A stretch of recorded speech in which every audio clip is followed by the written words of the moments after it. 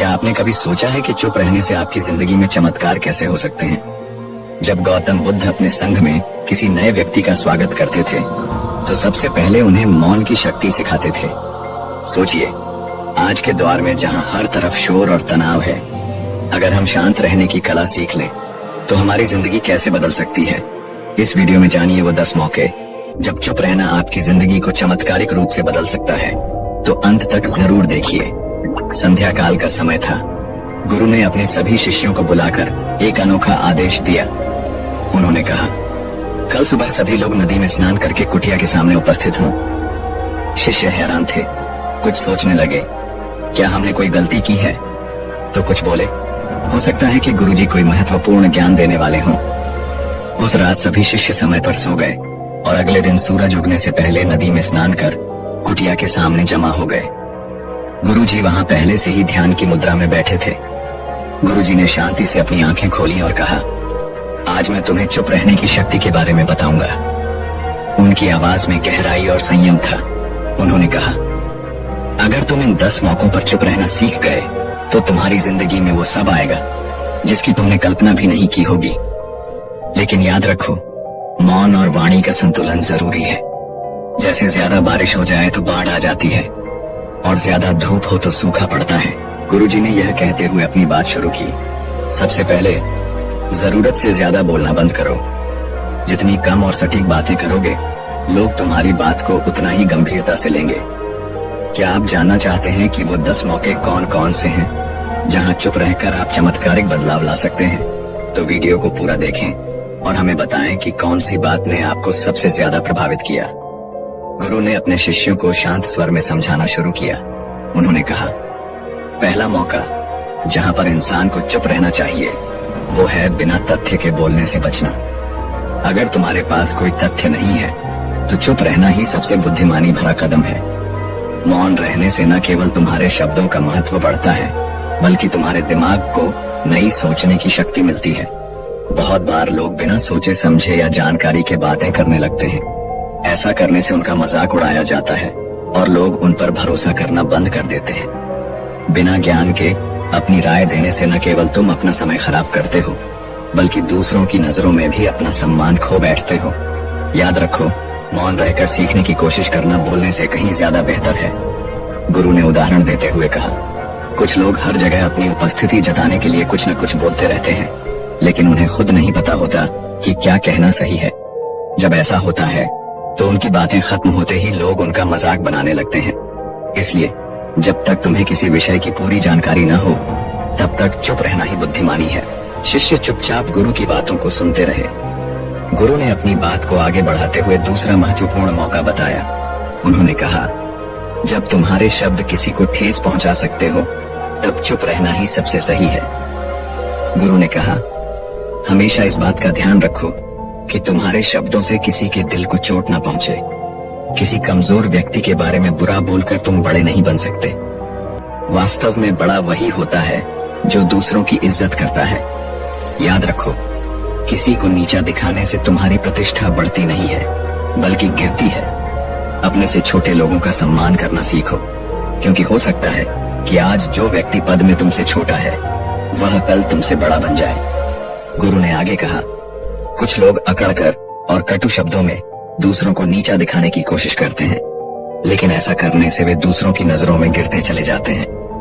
अगर तुम्हें बड़ा बनना है तो अपनी बातों में नम्रता और आदर का भाव रखो।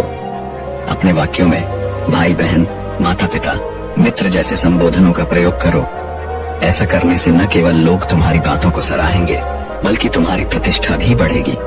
फिर गुरु ने तीसरे मौके के बारे में बताया। उन्होंने कहा, जब कोई व्यक्ति गुस्से में हो या घृणा कर रहा हो उस समय चुप रहना ही सबसे अच्छा है।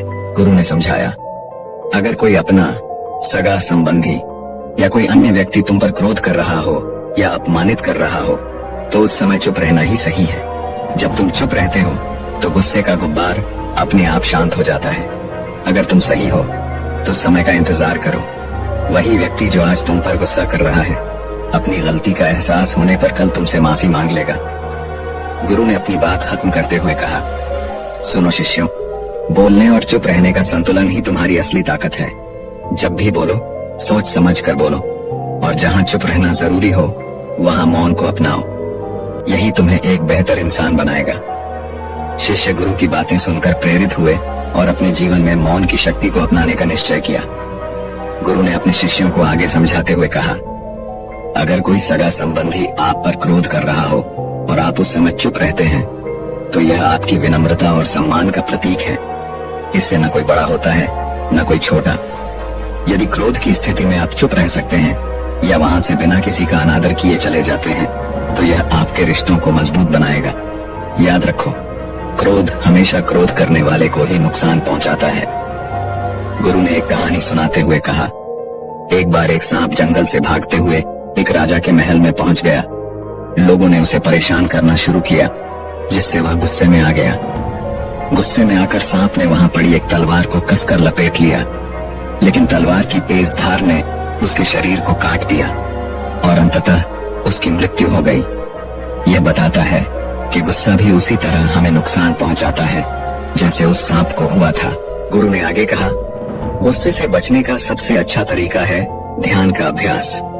जब आप नियमित रूप से ध्यान करेंगे तो आपके शरीर में गुस्से को बढ़ाने वाले हार्मोन नियंत्रित हो जाएंगे।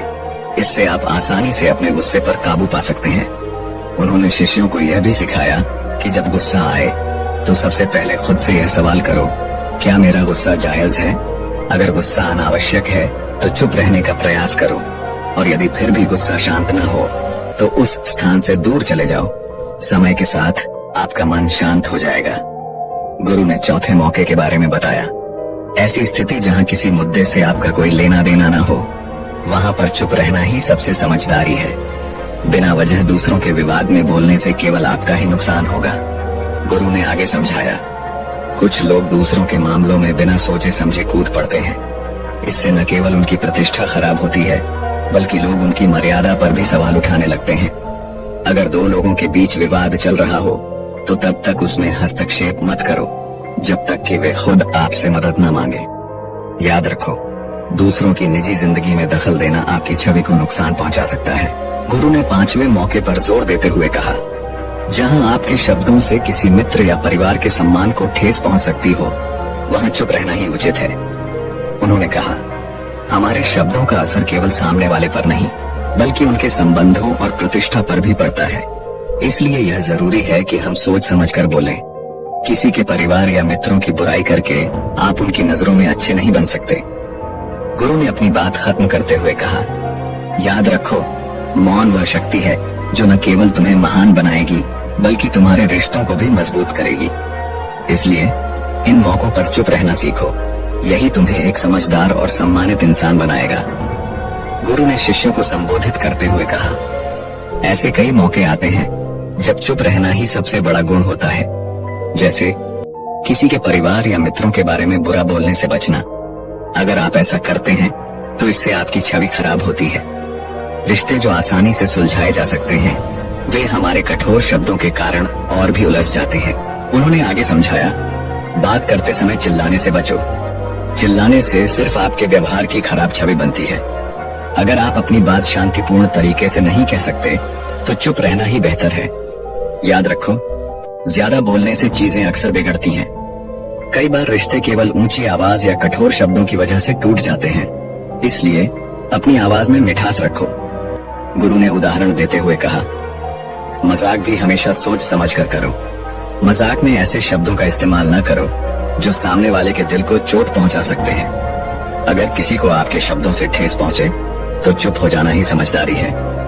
फिर उन्होंने पांचवें मौके पर जोर दिया, अगर आपके शब्द किसी और की प्रतिष्ठा को नुकसान पहुंचा रहे हैं तो वहां आपको मौन रहना चाहिए।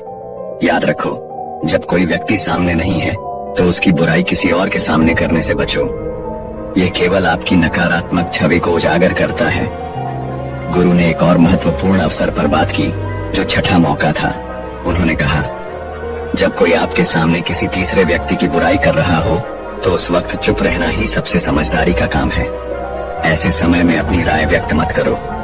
जो व्यक्ति आज तुम्हारे सामने किसी और की बुराई कर रहा है वह कल तुम्हारी बुराई किसी और के सामने करेगा। गुरु ने गहरी आवाज में समझाते हुए कहा, जो लोग दूसरों की बुराई करते हैं वे न केवल अपने समय को नष्ट करते हैं बल्कि दूसरों का विश्वास भी खो देते हैं। अगर तुम ऐसी स्थितियों में चुप रहोगे तो न केवल तुम खुद को बचा पाओगे बल्कि अपनी छवि को भी साफ रख पाओगे। उन्होंने अपनी बात खत्म करते हुए कहा, शब्दों में बहुत ताकत होती है, उनका इस्तेमाल सोच समझकर करना सीखो। जहां मौन रहना जरूरी हो वहां चुप रहकर तुम बड़े नुकसान से बच सकते हो। यही तुम्हें एक सम्मानित और समझदार व्यक्ति बनाएगा। शिष्य गुरु की बातों को ध्यान से सुन रहे थे। उन्होंने निश्चय किया कि वे अपने जीवन में मौन की इस शक्ति को जरूर अपनाएंगे। गुरु ने शिष्यों से कहा, याद रखो, अगर कोई आज तुम्हारे सामने किसी और की बुराई कर रहा है तो कल वह तुम्हारी भी बुराई किसी और के सामने कर सकता है। नीति शास्त्र कहता है, जो अपने मुंह को बंद रखता है और अपनी बुद्धि से काम करता है वही सच्चा समझदार होता है। बिना वजह किसी के बारे में बोलना या किसी के बीच में दखल देना न केवल गलत है बल्कि तुम्हारी छवि को भी खराब करता है। उन्होंने समझाया, कभी कभी चुप रहना ही सबसे बड़ी बुद्धिमानी होती है। ऐसी जगह पर अपना मुंह न खोलो जहां बोलने से नुकसान हो सकता है। इसके बाद गुरु ने 7वें मौके के बारे में बताया। उन्होंने कहा, जब कोई तुम्हारी भावनाओं को न समझे तो चुप रहना ही सबसे अच्छा है। गुरु ने शिष्यों को विस्तार से समझाया, अगर तुम्हें यह महसूस हो कि कोई व्यक्ति तुम्हारी भावनाओं, दुख या परेशानी को समझने की कोशिश नहीं कर रहा तो ऐसे व्यक्ति के सामने कुछ भी न कहो। ऐसे लोग न केवल तुम्हारी बातों को महत्व नहीं देंगे बल्कि बाद में तुम्हारा मजाक भी बना सकते हैं। अपनी भावनाओं को उन लोगों के साथ साझा करो जो तुम्हें ध्यान से सुने और समझने का प्रयास करें। हर किसी के सामने अपने मन की बात बताना सही नहीं है। गुरु ने आगे कहा, ऐसे लोग जो तुम्हारी भावनाओं को नहीं समझते उनके सामने चुप रहना ही सही है। अगर तुम उन्हें अपनी परेशानी बताओगे तो वे इसे हल करने के बजाय तुम्हें और अधिक परेशान करेंगे। जब तुम्हें लगे कि सामने वाला व्यक्ति तुम्हारी बात सुनने और समझने के लिए तैयार है तभी अपनी भावनाओं को उसके साथ साझा करो। गुरु ने 8वें मौके के बारे में बात शुरू की। उन्होंने कहा, अगर कोई व्यक्ति तुम्हारे सामने अपना दुख व्यक्त कर रहा हो तो वहां चुप रहना ही सबसे अच्छा है। उन्होंने आगे समझाया, जब कोई अपने दुख या परेशानी को साझा कर रहा हो तो उसे ध्यान से सुनो। उस समय अपने शब्दों का उपयोग करने से बचो। कभी कभी लोग केवल अपनी बात कहने के लिए किसी को ढूंढते हैं। उन्हें उस समय सलाह देने की जरूरत नहीं होती, बस उनका दुख सुनना ही उनके लिए काफी होता है। ऐसे में तुम्हारा चुप रहना ही उन्हें सबसे ज्यादा सुकून देता है। गुरु ने अपनी बात समाप्त करते हुए कहा, शब्दों की शक्ति को समझो। जहां चुप रहना जरूरी हो वहां मौन अपनाओ। इससे न केवल तुम खुद को बचा पाओगे बल्कि दूसरों के दिलों में अपनी जगह भी बना पाओगे। शिष्यों ने गुरु की बातों को गहराई से समझा और ठान लिया कि वे इन अवसरों पर मौन की शक्ति का उपयोग करेंगे। गुरु ने शिष्यों को संबोधित करते हुए कहा, जब कोई व्यक्ति तुम्हारे सामने अपना दुख व्यक्त कर रहा हो तो सबसे पहले उसे ध्यान से सुनो। उस समय तुरंत कोई समाधान देने की कोशिश मत करो। कई बार लोग इसलिए अपना दुख व्यक्त करते हैं क्योंकि वे चाहते हैं कि कोई उनकी बातों को समझे और महसूस करे। ऐसे में चुप रहकर उनकी बात सुनना ही उनकी सबसे बड़ी मदद हो सकती है। उन्होंने आगे समझाया, दुख को बांटने से मन का बोझ हल्का होता है। जब कोई तुम्हें अपनी समस्या बता रहा हो तो यह मत भूलो कि वह तुम पर विश्वास कर रहा है, इसलिए उसकी बातों को किसी और से साझा मत करो। कई बार केवल ध्यान से सुनने से ही सामने वाले के दिल का दर्द कम हो जाता है। ये मौन की शक्ति का सबसे बड़ा उदाहरण है। गुरु ने 9वें मौके के बारे में बताया, जब तुम ऐसे माहौल में हो जहां दुष्ट प्रवृत्ति के लोग मौजूद हों और वे गाली गलौज कर रहे हों तो वहां चुप रहना ही सबसे सही है। उन्होंने विस्तार से समझाते हुए कहा, ऐसे लोग जिनकी जुबान खराब हो और जो गुस्से में हो उन्हें उस समय समझाने की कोशिश मत करो। ऐसे वक्त में अगर तुमने अपनी प्रतिक्रिया दी तो स्थिति और बिगड़ सकती है। सबसे अच्छा यही होगा कि तुम वहां से बिना कुछ कहे निकल जाओ। जब उनका गुस्सा शांत होगा और वे सुनने के लिए तैयार होंगे तभी उनसे बात करने का प्रयास करना। गुरु ने 10वें और सबसे महत्वपूर्ण मौके पर बात की। उन्होंने कहा, अपनी सफलता का राज हर किसी से साझा मत करो। यह हमेशा याद रखना कि तुम्हारी सफलता सबके लिए खुशी की वजह नहीं बन सकती। कई लोग तुम्हारी सफलता से खुश नहीं होते और उनकी नकारात्मक ऊर्जा तुम्हें नुकसान पहुंचा सकती है। उन्होंने समझाया, कुछ लोग अपनी सफलता का हर जगह ढिंढोरा पीटने लगते हैं, लेकिन यह केवल तुम्हें नुकसान पहुंचाएगा। अगर तुम सफल हो तो यह अपने आप दिखेगा। तुम्हें इसे साबित करने के लिए शोर मचाने की जरूरत नहीं। अपनी सफलता को शांतिपूर्वक स्वीकार करो और आगे बढ़ते रहो।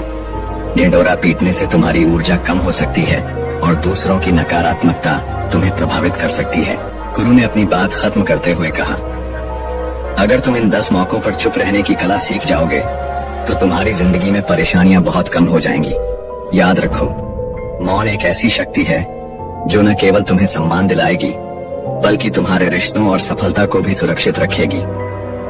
गुरु की बातों को सुनकर शिष्य प्रेरित हुए। उन्होंने वादा किया कि वे इन सभी सीखों को अपने जीवन में अपनाएंगे। गुरु ने अंत में कहा, यहाँ से जाने के बाद मेरी ये बातें तुम्हारे जीवन में किसी वरदान से कम नहीं साबित होंगी। इन्हें अपने जीवन का हिस्सा बनाओ और देखो कि कैसे तुम्हारा जीवन बदलता है। तो दोस्तों, अगर आपने हमारी पूरी कहानी अब तक देखी है तो कृपया कमेंट में हमें बताएं कि आप कहां से हैं। हम आपके जवाब का इंतजार करेंगे और हमें जानकर खुशी होगी कि हमारी कहानी आपको कैसी लगी। आपके प्यार और समर्थन से ही हम और बेहतर करने की प्रेरणा पाते हैं। धन्यवाद। दोस्तों, क्या आपने कभी महसूस किया है कि हर इंसान के भीतर एक अलग तरह का व्यक्ति छिपा होता है? यह अंदर का आदमी बाहर के आदमी से अलग है। यह कहता है, मैं आगे बढ़ता हूँ और तुम पीछे पीछे आओगे। इसका मतलब साफ है, नकारात्मक सोच को पीछे छोड़ देना और सकारात्मकता को अपने रास्ते में लाना। हम सभी की जिंदगी में सुख और दुख आते हैं। सुख का आना मतलब दुख का भी आना है, लेकिन जब हम मुट्ठी बंद करते हैं तो हमें उसे खोलने का समय भी आता है। तो फिर दुख में क्यों फंसा रहना? यही है सत्य, और सत्य के सिवा कुछ भी नहीं। जब हम अपनी इच्छा के खिलाफ काम करते हैं तो मन में शांति की उम्मीद क्यों रखते हैं? शांति और सकारात्मकता के लिए जरूरी है कि हम अपने मन को ठीक से समझें। आपका मन और आपका शरीर आपका है। आप जैसा चाहें वैसा मार्ग चुन सकते हैं, लेकिन इसके लिए मानसिक रूप से दृढ़ होना जरूरी है। अब क्या आप तैयार हैं अपनी जिंदगी को एक नई दिशा देने के लिए? तो स्वागत है दोस्तों हमारे चैनल सिद्धार्थ 2x पर, जहां हम हर हफ्ते ज्ञान की कहानियां लेकर आते हैं। यदि आपको हमारी कहानियां पसंद आती हैं और आप अपने जीवन में बदलाव चाहते हैं तो हमारे चैनल को सब्सक्राइब करें, लाइक करें, और अगर आपको लगता है कि यह कहानी किसी और को भी सुनानी चाहिए तो शेयर जरूर करें। और यदि आप हमारे चैनल का मेंबरशिप लेना चाहते हैं तो आपका तहे दिल से स्वागत है। हमारा चैनल आपके जीवन को सार्थक बना सकता है। अब दोस्तों, अगर आप अपने जीवन को एक नई दिशा देना चाहते हैं और सफलता के राज जानना चाहते हैं तो ध्यान से इस कहानी को सुनिए। यह कहानी आपके लिए बहुत कुछ बदल सकती है। तो चलिए शुरू करते हैं आज की प्राचीन और प्रसिद्ध कहानी। एक बार की बात है, एक शिष्य अपने गुरु से सवाल करता है, गुरुवर, वह कौन है जो हमारे जीवन में शांति लाता है? अपने शिष्य के इस सवाल का उत्तर देते हुए गुरुवर कहते हैं, भंते, तुमने देखा होगा कि जब हम में से कोई क्रोधित होता है तो वह बेतहाशा बोलता है। वह चुप होने का नाम नहीं लेता और उस समय हम बिना सोचे समझे हजारों शब्दों को उगल देते हैं। हमें यह भी नहीं पता चलता कि हम क्या कह रहे हैं, बस हम बोलते जाते हैं और ऐसी स्थिति में हमारे जीवन में अशांति फैल जाती है। जब जीवन में अशांति होती है तो वह दुखों से भर जाता है। लेकिन क्रोध के उन हजारों शब्दों के विपरीत मौन एक ऐसा शब्द है जो हमारे जीवन में शांति ला सकता है, और वह उन क्रोध से भरे शब्दों से कहीं अधिक शक्तिशाली है, क्योंकि वह हमारे भीतर शांति का आभास कराता है। ये सुनकर शिष्य फिर से पूछता है, हे गुरुवर, वह शब्द कौन सा है जो शांति लाता है? गुरुवर मुस्कुराते हुए कहते हैं, भंते, वह शब्द कोई भी हो सकता है। दया, करुणा, प्रेम और ऐसे बहुत से शब्द जो हमारे जीवन में शांति का संचार करते हैं। गुरुवर से यह उत्तर पाकर शिष्य पूरी तरह संतुष्ट हो जाता है। वह गुरुवर को प्रणाम करता है और फिर अपने कार्यों में लग जाता है। अगले दिन गुरु और शिष्य एक नगर की ओर जा रहे थे। चलते चलते शिष्य के मन में एक सवाल उठा और उसने गुरुवर से पूछा, हे गुरुवर, जीवन के किसी भी मार्ग पर चलने के लिए क्या सबसे जरूरी है? गुरुवर ने गहरी शांति से उत्तर दिया, भंते, किसी भी मार्ग पर चलने के लिए सबसे जरूरी है खुद पर विश्वास। क्योंकि जिस मार्ग पर हमारा खुद पर विश्वास नहीं है, हम उस रास्ते पर नहीं चल सकते। इसीलिए किसी भी रास्ते पर चलने से पहले हमें खुद पर विश्वास रखना चाहिए। गुरुवर ने कहा, भंते, ध्यान रखना, कोई भी हमारे मार्ग पर नहीं चलेगा। हमें जो करना है वह हमें खुद ही करना होगा। कोई हमारे लिए कुछ नहीं करेगा। शिष्य अपने प्रश्न का उत्तर पाकर पूरी तरह से संतुष्ट था। इसके बाद गुरु और शिष्य अपने मार्ग पर आगे बढ़ चले। जैसे ही वे कुछ दूर बढ़े, रास्ते में एक मंदिर पड़ा। उस मंदिर में एक व्यक्ति जोर जोर से चिल्ला रहा था। वह कह रहा था, हे ईश्वर, तुमने मेरे लिए किया ही क्या है? मैंने तुम्हारे लिए इतना कुछ किया। मैंने अपना पूरा जीवन तुम्हारे नाम कर दिया, तुम्हें इतने चढ़ावे चढ़ाए, लेकिन तुमने मेरे साथ विश्वासघात किया, तुमने मुझे धोखा दिया। वह व्यक्ति लगातार चिल्ला रहा था और उसकी आवाज जैसे ही गुरुवर के कानों में पड़ी, वह तुरंत उस मंदिर में पहुंचे। उस व्यक्ति के पास जाकर गुरुवर ने कहा, क्या बात है भंते, तुम इतना विरोध क्यों कर रहे हो? आखिर तुम्हारी परेशानी क्या है? उस व्यक्ति ने जवाब दिया, हे गुरुवर, मैंने इस भगवान के लिए क्या नहीं किया। पूजा की, व्रत किए, यहाँ तक कि तरह तरह के चौराहे भी गाए। बदले में मैंने बस इतना ही चाहा था कि मेरी प्रेमिका मुझे मिल जाए, मैं एक अमीर आदमी बन जाऊं, मेरे माता पिता मुझ पर गर्व करें। लेकिन ठीक इसका उल्टा हुआ। मेरी प्रेमिका ने मुझे धोखा दे दिया। मेरे मित्र, रिश्तेदार सभी ने मेरा सारा धन मुझसे धोखे से लूट लिया। यहाँ तक कि मेरे माता पिता भी अब मेरी शक्ल तक देखना नहीं चाहते। अब आप ही बताइए, मैं क्या करूं, कहां जाऊं? गुरुवर ने शांतिपूर्वक उत्तर दिया, भंते, पहले मुझे यह बताओ कि तुमने किससे उम्मीदें बांध रखी थी? वह व्यक्ति कहता है, हे गुरुवर, मैंने अपनी प्रेमिका से, मित्रों से, रिश्तेदारों से, माता पिता से, सभी से उम्मीदें बांध रखी थी कि वे लोग हमेशा मेरे साथ खड़े रहेंगे। लेकिन आज मेरे इस बुरे वक्त में कोई भी मेरे साथ नहीं है। गुरुवर ने कहा, भंते, तुम बड़े अजीब हो। तुम सारी उम्मीदें इंसानों से बांध कर बैठे हो और फिर भगवान को दोष दे रहे हो।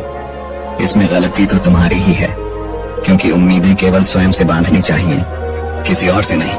इतना कहकर गुरुवर और उनका शिष्य फिर से अपने मार्ग पर आगे बढ़े। वे कुछ दूर और चले ही थे कि अचानक एक युवक उन गुरु के चरणों में गिर पड़ा और हाथ जोड़कर बोला, हे गुरुवर, गुरुवर, मैं आपको पहचानता हूँ, मैं आप ही के पास आ रहा था। युवक ने कहा। गुरुवर ने गंभीर होकर उत्तर दिया, परंतु भंते, मैं तुम्हें नहीं जानता।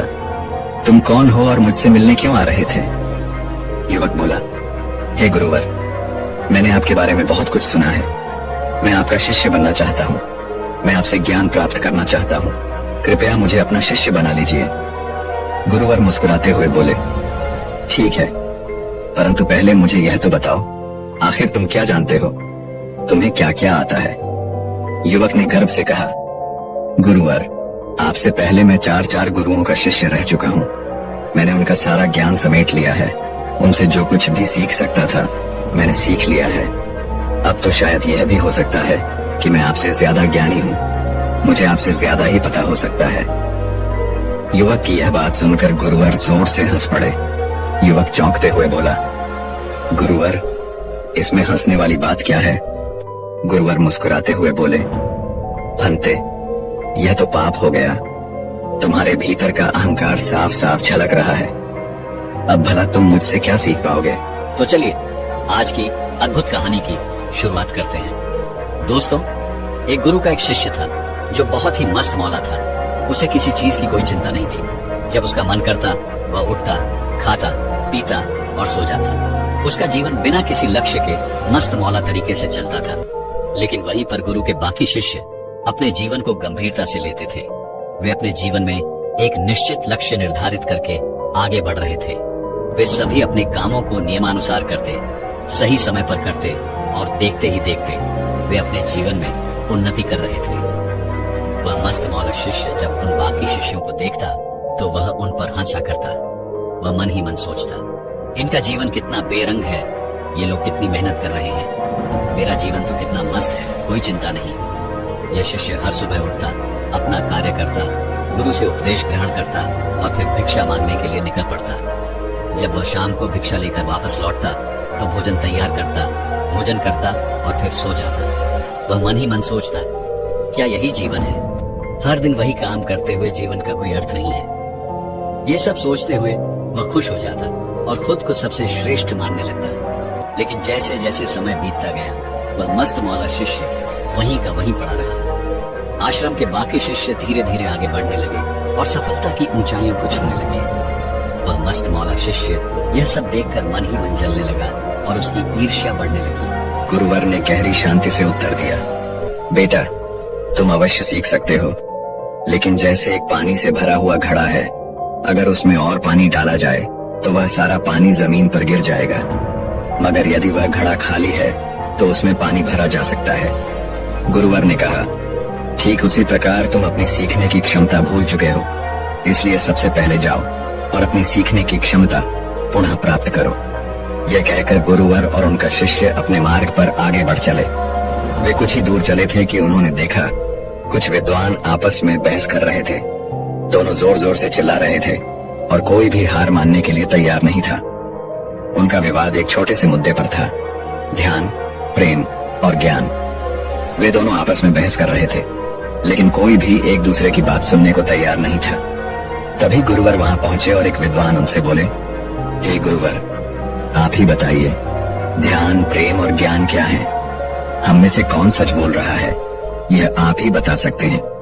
गुरुवर मुस्कुराते हुए उत्तर देते हैं, भक्त, मैं यह नहीं जानता कि आप में से कौन सच कह रहा है, क्योंकि हमें कभी भी अपने आप से झूठ नहीं बोलना पड़ता, इसलिए मुझसे पूछने का कोई मतलब नहीं।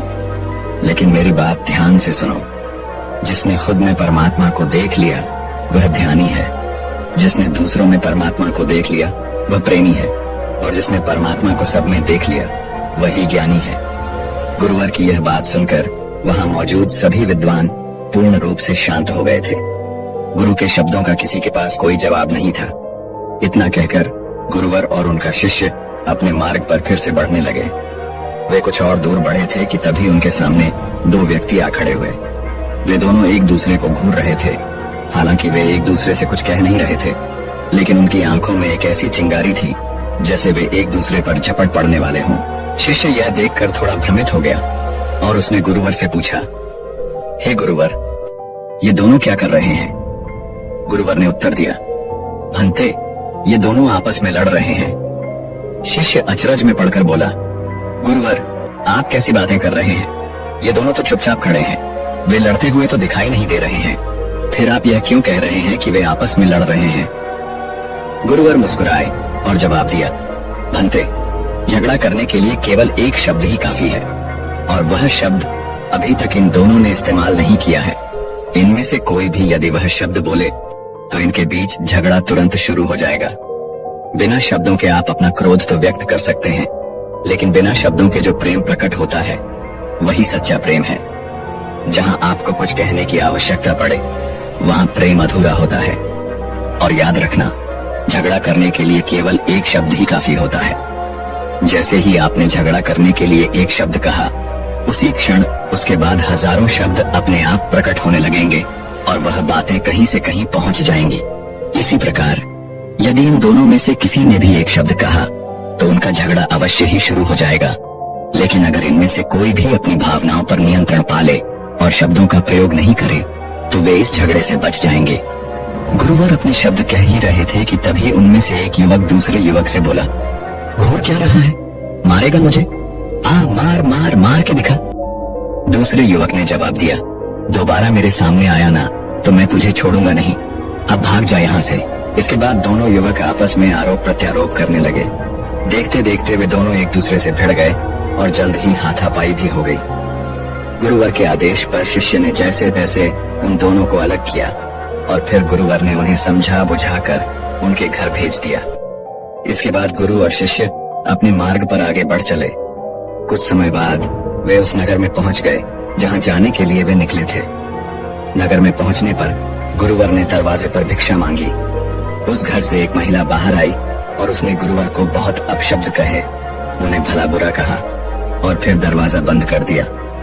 गुरुवर मुस्कुराए और शिष्य से बोले, भंते, इस दरवाजे को ध्यान से देखो। जिस प्रकार आज यह दरवाजा हमारे लिए बंद हुआ है, वैसे ही हम भी अक्सर अपने मन के दरवाजे दूसरों के लिए बंद कर देते हैं, बिना यह जाने कि दरवाजे की दूसरी तरफ भी कुंडी लगी होती है। गुरुवर ने आगे कहा, अर्थात अगर हम अपने मन के दरवाजे किसी के लिए बंद करते हैं तो वही व्यक्ति हमारे लिए भी अपने मन के दरवाजे हमेशा के लिए बंद कर देगा। लेकिन हम अपने अहंकार में होते हैं और सोचते हैं कि केवल हम ही सही हैं और हम ही सब कुछ कर रहे हैं। हम सोचते हैं कि जब तक कोई दूसरा दरवाजा नहीं खोलेगा हम अपना दरवाजा नहीं खोलेंगे, लेकिन इस अहंकार में न तो दूसरा व्यक्ति दरवाजा खोलता है और न ही पहला। देखते देखते दोनों के बीच की दूरियां बढ़ती जाती हैं और अंततः वे कभी एक दूसरे के पास नहीं आ पाते। यह कहकर गुरु और शिष्य अपने मार्ग पर आगे बढ़ गए। वे अगले नगर के द्वार पर भिक्षा मांगने जा ही रहे थे, तभी अचानक उनके सामने एक व्यक्ति खड़ा हो गया। वह व्यक्ति बहुत परेशान नजर आ रहा था, अपने दुखों को कभी इसको तो कभी किसी और को सुनाते हुए। वह यह बताना चाहता था कि वह कितना दुखी है और सांत्वना की तलाश में था। वह व्यक्ति उन गुरु और शिष्य को रोकता है और कहता है, हे गुरुवर, मैं बहुत दुखी हूँ, क्या आप मुझे कुछ कहेंगे? क्या आप मुझे सांत्वना देंगे? मैंने अपने जीवन में इतने कष्ट झेले हैं, क्या आप मुझे यह कहेंगे कि मेरे दुख समाप्त हो जाएंगे? गुरुवर ने उसकी सारी बातें ध्यान से सुनी, लेकिन कोई उत्तर नहीं दिया। युवक फिर से पूछता है, हे गुरुवर, आप मुझे क्यों कुछ नहीं कहते? आप मुझे क्यों सांत्वना नहीं देते? आप क्यों नहीं कहते कि मेरे दुख समाप्त हो जाएंगे? गुरुवर ने शांतिपूर्वक उत्तर दिया, भंते, तुम्हारे दुख तुम्हारे ही रहेंगे, चाहे तुम इन्हें किसी से कहो या ना कहो। इन दुखों का अंत तब तक नहीं होगा जब तक तुम इन पर रोना बंद नहीं करोगे और इसका समाधान ढूंढने का प्रयास नहीं करोगे। यह सुनकर वह युवक चुप हो गया और गुरु की बातों पर विचार करने लगा। इसके बाद गुरु और शिष्य अपने मार्ग पर आगे बढ़ने लगे। शिष्य फिर से अपने गुरु से कहता है, गुरुदेव, इस संसार में रहना कितना बड़ा चुनौतीपूर्ण काम है। एक दुखी व्यक्ति इस संसार में कितना परेशान रहता है, कभी पैसों के लिए, कभी परिवार के लिए, कभी व्यापार के लिए और कभी अच्छे जीवन के लिए। गुरुवर मुस्कुराते हुए उत्तर देते हैं, भंते, इस संसार में प्रेम से बढ़कर कोई भी दूसरी चुनौती नहीं है। किसी दूसरे व्यक्ति के साथ खुश रहना ही इस दुनिया की सबसे बड़ी चुनौती है। क्या तुमने कभी ध्यान दिया है, जब दो लोग साथ होते हैं तो उनके बीच टकराव होता है। जैसे दो बर्तन जब आपस में टकराते हैं तो आवाज होती है और संघर्ष भी होता है। गुरुवर की बातें सुनकर शिष्य और भी ज्यादा सोच में पड़ जाता है और वे फिर आगे बढ़ने लगते हैं। रास्ते में अचानक राज्य का राजा उसी मार्ग से गुजर रहा था। जैसे ही उसने उन गुरु को देखा, वह रथ से उतरकर उनके चरणों में गिर पड़ा और दोनों हाथ जोड़कर बोला, हे गुरुवर, मेरे मन में एक अजीब सी बेचैनी है। मैं समझ नहीं पा रहा कि क्यों ऐसा हो रहा है। मैंने इसे बहुत समझने की कोशिश की, लेकिन फिर भी मैं इसे नहीं समझ सका। क्या आप मुझे समझा सकते हैं कि यह क्यों हो रहा है? गुरुवर ने राजा को शांति से देखा और कहा, राजन, यह जीवन है। जीवन ऐसा ही है। यहाँ हर किसी को कुछ पल की बेचैनी होती है। हम जो भी प्राप्त कर लेते हैं, फिर भी मन में हमेशा कुछ और पाने की चाह रहती है, और जो कुछ हमें मिल जाता है उसके खोने का डर हमेशा हमें सता देता है। यह जीवन का हिस्सा है, बस यही तो जिंदगी है, गुरुवर ने कहा। राजा ने गहरी चिंता में डूबते हुए पूछा, हे गुरुवर, तो अब मैं क्या करूं? क्या इसका कोई समाधान नहीं है? गुरुवर ने मुस्कुराते हुए उत्तर दिया, राजन, समाधान है, लेकिन वह थोड़ा मुश्किल है। राजा ने फौरन कहा, गुरुवर, आप मुझे समाधान बताइए। समाधान चाहे जितना भी कठिन हो, मैं उसे जरूर अपनाऊंगा। गुरुवर ने समझाते हुए कहा, राजन, समाधान बेहद सरल है। जिसने अपने मन से किसी चीज को पा लेने की इच्छा निकाल दी, उसके मन की बेचैनी भी समाप्त हो जाती है, और जिसने अपने मन से खो जाने का डर निकाल दिया, उसका डर भी खत्म हो जाता है। राजा ने फिर गुरुवर से पूछा, हे गुरुवर, आजकल मैं अपने राज्य के बारे में बहुत चिंतित रहता हूँ, ऐसा क्यों होता है? गुरुवर ने शांति से उत्तर दिया, राजन, जिस व्यक्ति का केवल एक ही चेहरा है, वह कभी तनाव में नहीं रहता, क्योंकि वह अपने असली रूप में रहता है। लेकिन जिस व्यक्ति के हजारों चेहरे होते हैं और उसे बार बार अपने चेहरे बदलने की आवश्यकता पड़ती है, वह हमेशा तनाव में रहता है। इसलिए आज से ही अपने सारे झूठे चेहरों को उतारकर अपने असली स्वभाव में लौट आओ, वहां तुम्हें कोई तनाव नहीं होगा। राजा ने संकोच करते हुए पूछा, गुरुवर, यह कैसे संभव होगा? गुरुवर ने समझाया, राजन, शांत रहकर जो व्यक्ति शांत हो गया है, उसका मन इस दुनिया में सबसे अधिक मजबूत है और वह कुछ भी कर सकता है। इसीलिए अपने मन को शांत करो। जैसे ही तुम्हारा मन शांत होगा, तुम्हारी सारी चिंताएं, सारी परेशानियां और सारा तनाव हमेशा के लिए समाप्त हो जाएगा। ये सुनकर राजा में हलचल हुई। और वह थोड़ी देर के लिए गहरी सोच में पड़ गया। इसके बाद गुरु और शिष्य आश्रम की ओर बढ़ने लगे। रास्ते में शिष्य ने एक और सवाल पूछा, गुरुवर, यह धोखा क्या होता है और कौन किसे धोखा देता है? गुरुवर ने शांतिपूर्वक जवाब दिया, भंते, धोखा देने वाला यह सोचता है कि वह किसी और को धोखा दे रहा है, लेकिन असल में वह खुद को ही धोखा दे रहा होता है। जब कोई किसी दूसरे को धोखा देता है तो वह वास्तव में अपने आप को धोखा दे रहा होता है। जैसे अगर कोई पत्नी अपने पति को धोखा देती है तो वह खुद को धोखा दे रही है। इसका मतलब है बुराई, डर और कुंठा उसके मन में पैदा हो रही है और वह अपनी ही जिंदगी में दुखों को बुला रही है। गुरुवर ने आगे कहा, ठीक वैसे ही अगर कोई पति अपनी पत्नी को धोखा देता है तो वह भी अपने आप को ही धोखा दे रहा है। हमें अपने मन को समझने की जरूरत है। हमें अपने विचारों का विश्लेषण करना चाहिए। हमें यह देखना चाहिए कि कहीं हम अपने आप को धोखा तो नहीं दे रहे हैं, क्योंकि हर व्यक्ति के पास सीमित समय है और इस सीमित समय का सदुपयोग करना चाहिए। किसी ऐसे काम में अपना समय न गवाएं जिसे बाद में पछताना पड़े और पश्चाताप करने का समय भी न मिले। गुरुवर की यह बातें सुनकर शिष्य की आंखों में आंसू आ गए। वह तुरंत दोनों हाथ जोड़कर गुरुवर के चरणों में गिर पड़ा और कहा, गुरुवर, मैं अपनी सारी गलतियों के लिए आपसे क्षमा चाहता हूँ। कृपया मुझे माफ कर दें। हे गुरुदेव, मुझे क्षमा कीजिए, मैंने आपको पल पल धोखा दिया है। शिष्य बोला, जब भी मैं भिक्षा मांगने जाता हूँ और मुझे स्वादिष्ट भोजन मिलता है तो उसे चोरी छुपे खा लेता हूँ। हे गुरुवर, मुझे क्षमा करें, मुझे माफ कर दें। गुरुवर मुस्कुराते हुए शिष्य से कहते हैं, भंते, यदि वह स्वादिष्ट भोजन है तो उसे खाना तो पड़ेगा ही। हाँ, यह बात सही है कि तुमने मुझे धोखा दिया है, लेकिन तुमने अपनी गलती भी मान ली है। ये अच्छी बात है। इस तरह से तुम अपने मन को जान सकते हो, उसका विश्लेषण कर सकते हो, क्योंकि अगर तुम अपनी गलती मानने से इनकार करोगे, उसे स्वीकार नहीं करोगे, तो तुम बार बार वही गलतियां करते रहोगे। लेकिन आज तुमने अपनी गलती मानी है, इसीलिए तुम अब अपने मन का विश्लेषण कर सकते हो, क्योंकि तुम्हें अपनी गलती का एहसास है। इतना कहकर गुरुवर शांत हो गए। शिष्य अब गुरु की सारी बातें समझ चुका था। दोस्तों, हम सभी जानते हैं कि हमारे विचार बहुत शक्तिशाली होते हैं, लेकिन हम इन्हें सही दिशा में इस्तेमाल नहीं करते। यही कारण है कि हम अपने जीवन में जाने अनजाने बहुत सी तकलीफें और परेशानियां पैदा करते रहते हैं। क्या आप जानते हैं कि हमारा जीवन हमारे विचारों से किस प्रकार जुड़ा हुआ है और हमारे विचार हमारे जीवन पर किस हद तक प्रभाव डालते हैं? महात्मा बुद्ध कहते हैं, मनुष्य जो सोचता है वही बन जाता है। कोई भी विचार जिसे हम लंबे समय तक अपने मन में रखते हैं और जिसके बारे में हम बार बार सोचते रहते हैं, वही हम बन जाते हैं। आपने देखा होगा कि हम जैसे भी लोगों के साथ रहते हैं, हमारी संगति वैसे ही बन जाती है। हमारी सोचने की शैली भी उन्हीं के जैसी हो जाती है। अगर कोई व्यक्ति अच्छे लोगों के साथ रहता है तो उसके विचार भी अच्छे होते हैं और उसका चरित्र भी शुद्ध होता है। लेकिन यदि विचार प्रदूषित होते हैं तो चरित्र भी बुरा ही होगा। यदि आप ध्यान से देखें तो यह जरूर समझ पाएंगे कि आपके जीवन का हर पहलू आपके विचारों से जुड़ा है। आज हम में से हर कोई जहाँ भी है, जो भी काम कर रहा है, वह सब हमारे विचारों की वजह से ही है। हमारे जीवन में जो कुछ भी घटित हो रहा है, उसका कारण कोई और नहीं बल्कि हम स्वयं हैं।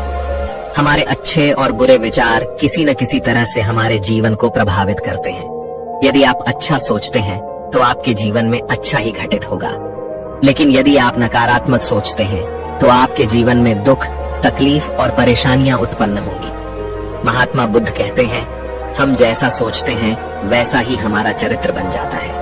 अच्छे विचार और अच्छे चरित्र के बिना कोई भी व्यक्ति सफल नहीं हो सकता, और यदि मन में नकारात्मक विचार हैं, तो वह व्यक्ति अपने जीवन को गलत दिशा की ओर ले जाएगा।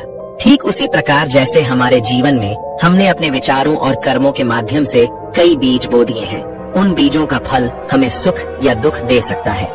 अब यह आप पर निर्भर करता है कि आपने अपने मन में किस प्रकार के बीज बोए हैं। यदि आपने अपने मन में सकारात्मक विचारों के बीज बोए हैं तो आप निश्चित रूप से खुश और सफल होंगे। लेकिन यदि आपने नकारात्मक विचारों के बीज बोए हैं तो आपका मन नकारात्मक विचारों से भरा रहेगा और आप हमेशा ही असफल और दुखी रहेंगे। आज आप जिन लोगों को अपना आदर्श मानते हैं, जो लोग सफल और महान दिखाई देते हैं, वे लोग वहां तक नहीं पहुंचे थे बिना अपने विचारों पर नियंत्रण रखे। उन्होंने अपने विचारों और चरित्र पर काम किया है और इस तरह से उन्होंने महानता की ऊंचाइयों को छुआ है। यह सब उनके विचारों का परिणाम है। यदि आपके मन में दूसरों के प्रति ईर्ष्या है, क्रोध है, जलन की भावना है और आप दूसरों से घृणा करते हैं, तो आप बाहर भी वैसे ही बन जाएंगे। आपको वही लोग मिलेंगे जैसा आपका मन है और आपका जीवन भी वैसा ही बन जाएगा। लेकिन अगर आपके मन में प्रेम, शांति, करुणा और दया है तो आप धीरे धीरे वैसे ही बन जाएंगे और बाहर भी आपको वही मिलेगा।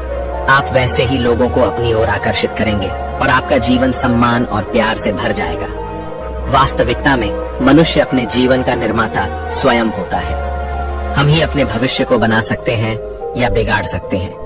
हम अपने चरित्र का निर्माण अपने विचारों और कार्यों से करते हैं, अपनी किस्मत को खुद बनाते हैं। लेकिन अब आपके मन में यह सवाल जरूर उठेगा, हम अपनी किस्मत कैसे बदल सकते हैं? महात्मा बुद्ध कहते हैं, यदि तुम खुद को बदलना चाहते हो, यदि तुम अपनी किस्मत बदलना चाहते हो, तो सबसे पहले तुम्हें अपने विचारों पर ध्यान देना होगा। तुम्हें यह देखना होगा कि तुम दिन भर में क्या सोच रहे हो। क्या तुम बुराई और नफरत पाल रहे हो? यदि ऐसा है तो आगे चलकर तुम्हें नफरत और तकलीफें ही मिलेंगी, तुम्हें दुखों का सामना करना पड़ेगा। लेकिन यदि तुम अच्छे विचार रखते हो, यदि तुम दया, करुणा और प्रेम से लोगों से पेश आते हो, तो तुम्हारा जीवन सफल होना तय है। लोग तुम्हारा सम्मान करेंगे और तुम जो चाहते हो वह सब तुम्हें मिलेगा। इसलिए अपने ध्यान को अच्छाई की ओर लगाओ। जब आप इस पर ध्यान देंगे तो आप यह भी समझ पाएंगे कि आपके मन में किस प्रकार के विचार आते हैं। अच्छे या बुरे विचारों के बीच अंतर तब स्पष्ट होने लगता है जब आप यह समझने लगते हैं कि आपके मन में नकारात्मक विचार आ रहे हैं। इस समझ के साथ ही आप उन पर नियंत्रण रख सकते हैं और उन्हें सकारात्मक विचारों में बदलने की क्षमता भी विकसित कर सकते हैं। यदि आप इसका निरंतर अभ्यास करते हैं तो आपके भीतर कभी न खत्म होने वाला सकारात्मक विचारों का खजाना उत्पन्न होगा। आप खुद नहीं जानते कि आप क्या कर सकते हैं और आप किस तरह की अद्भुत शक्तियां प्राप्त कर सकते हैं। क्या आपने कभी महान योद्धाओं और महान लोगों के बारे में सुना है? क्या आपको उनकी शक्तियों पर विश्वास नहीं है?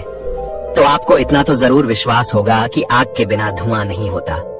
कुछ तो ऐसी बात थी जो उनके भीतर थी, तभी उनके बारे में इतना कुछ लिखा और कहा गया है। अब आपके मन में यह सवाल उठ रहा होगा कि आखिर वे लोग कौन थे जिन्होंने इतने महान कार्य किए जो लोग आज आदर्श के रूप में पूजे जाते हैं। यदि आप थोड़ा गहराई से चिंतन करेंगे तो आप यह जान पाएंगे कि जिन्होंने भी अपने भीतर के अटूट खजाने को पहचान लिया और जो लोग लगातार उस पर अभ्यास करते हुए दूसरों की भलाई के बारे में सोचते थे, वे ही लोग दुनिया में महान और अमर हो गए। यही लोग हैं जिन्हें आज हम में से अधिकांश लोग पूजते हैं। अगर आप भी ऐसा करना चाहते हैं तो सबसे पहले आपको अपने विचारों पर ध्यान देना होगा। महात्मा बुद्ध कहते हैं, एक मानव का मन बगीचे की तरह होता है। जैसे बगीचे को साफ और सुंदर रखना पड़ता है, समय समय पर उसमें उगने वाले खरपतवारों को हटाना पड़ता है, रोज पानी देना पड़ता है और पौधों की देखभाल करनी पड़ती है, वैसे ही हमें अपने मन को सुंदर और सकारात्मक बनाए रखना चाहिए। हमें समय समय पर अपने मन का ख्याल रखना चाहिए। उन्होंने आगे कहा, हमारे मन में लगातार नकारात्मक विचारों को हटाकर सकारात्मक विचारों को जगह देनी चाहिए और इसके लिए हमें डर, चिंता, नफरत, ईर्ष्या जैसी भावनाओं से खुद को दूर रखना होगा। इसके लिए आपको अपने अंदर चल रहे विचारों पर लगातार ध्यान देना होगा। गुरुवर ने शिष्य से कहा, किसी भी व्यक्ति के भीतर उठने वाले विचार और उसका चरित्र अधिकतर उसके आसपास के वातावरण और परिस्थितियों पर निर्भर करते हैं। लेकिन इसका मतलब यह नहीं है कि किसी व्यक्ति की स्थिति खराब है तो उसके विचार हमेशा गलत ही होंगे। अगर एक व्यक्ति अपने विचारों को सकारात्मक दिशा में मोड़ता है और उन पर ध्यान देता है तो वह अपनी स्थिति को सुधार सकता है, वह अपनी परिस्थिति बदल सकता है। जब वह सकारात्मक विचारों पर ध्यान देगा तो उसका चरित्र और उसके कार्य करने का तरीका अपने आप बदल जाएगा। लेकिन इन बदलावों के लिए निरंतर अभ्यास जरूरी है।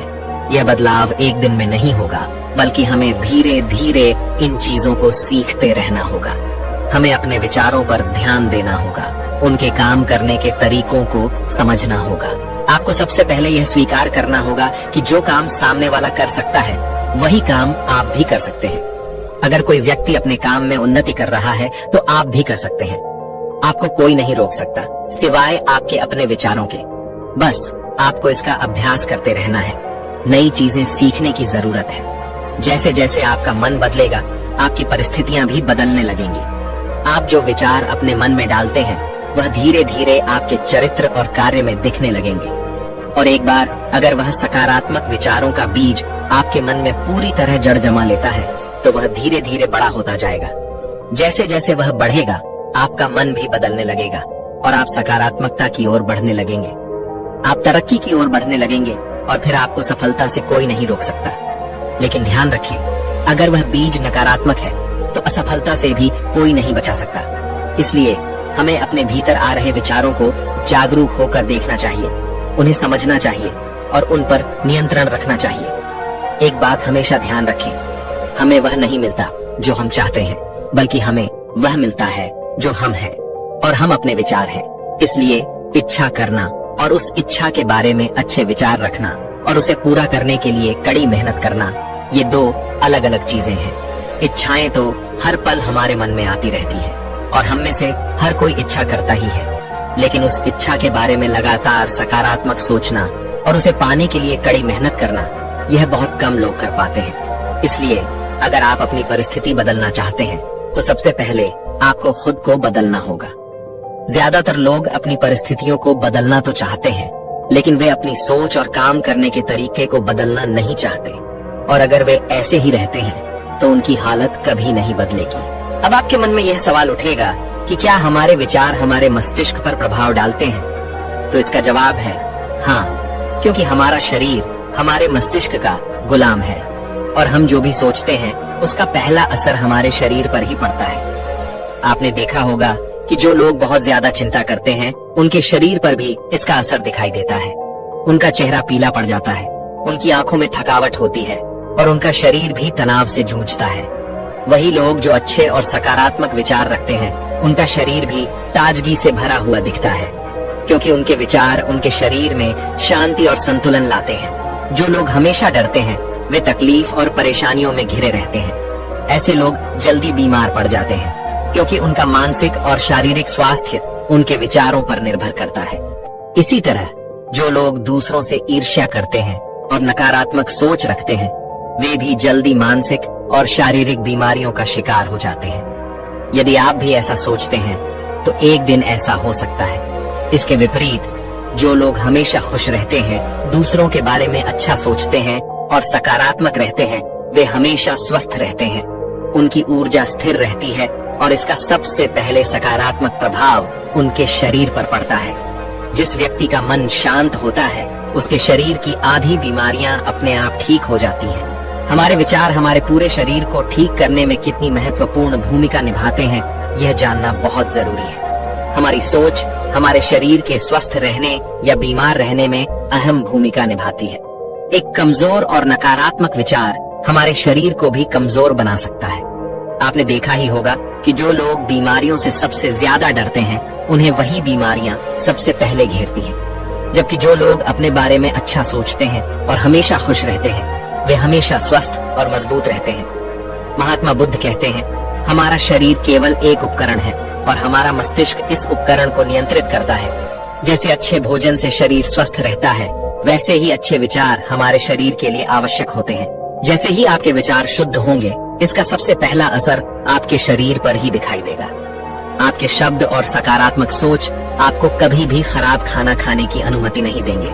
इसलिए सबसे पहले अपने दिमाग को सुरक्षित और स्वस्थ रखें। फिर यही दिमाग आपके शरीर को हर बीमारी से लड़ने में मदद करेगा।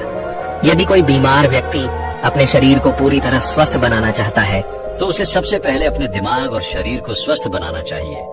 उसे कुछ समय प्रकृति में बिताना चाहिए, सूरज की रोशनी में रहना चाहिए और यह भी सुनिश्चित करना चाहिए कि उसके मन में नकारात्मक विचार न आए। जैसा आप अपना स्वास्थ्य चाहते हैं, वैसे ही आपको महसूस भी करना होगा और आपको यह विश्वास भी होना चाहिए कि आप वैसा बन सकते हैं। आपका शरीर उतना स्वस्थ हो सकता है। अब यहाँ एक और सवाल उठता है, क्या हमारे विचार हमारे लक्ष्य को प्रभावित करते हैं? इसका उत्तर है हाँ। जब तक आपका लक्ष्य आपके विचारों के अनुरूप नहीं होता, तब तक आप सफलता नहीं पा सकते।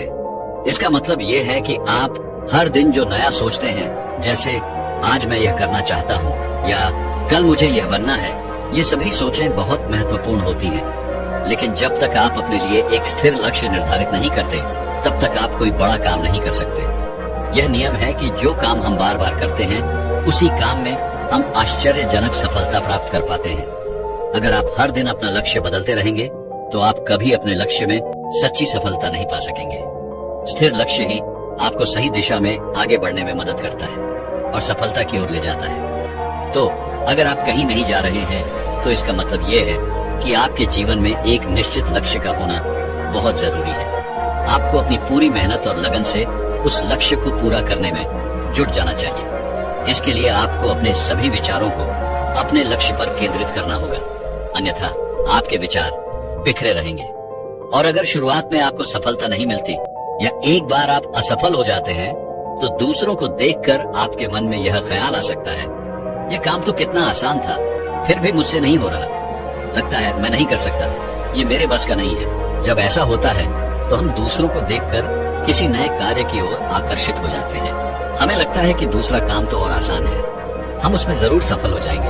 और इस तरह हम एक काम से दूसरे काम और दूसरे से तीसरे काम में झूलते रहते हैं। लेकिन हम ये भूल जाते हैं कि जो काम हमने आज शुरू किया था, अगर हम उसी पर ध्यान केंद्रित करके लगातार मेहनत करते, अपनी गलतियों को सुधारते रहते, तो हम उसमें सफल हो सकते थे। लेकिन अगर हम बार बार अपने कार्य और लक्ष्य को बदलते रहेंगे, तो हमें बार बार अपनी शुरुआत शून्य से करनी पड़ेगी। हमें हर बार उतनी ही मेहनत और प्रयास करने होंगे। इसलिए सबसे पहले आपको अपने जीवन में एक स्पष्ट लक्ष्य निर्धारित करना चाहिए, तभी आपके विचार किसी एक काम पर ध्यान केंद्रित कर पाएंगे। अब आपका लक्ष्य जो भी हो सकता है, एक अच्छा व्यापार शुरू करना, एक अच्छी नौकरी पाना, अच्छे पैसे कमाना या मन की शांति प्राप्त करना, किसी भी लक्ष्य को लेकर याद रखें, लक्ष्य वही होता है जो आपके विचारों को एक दिशा में केंद्रित कर सके।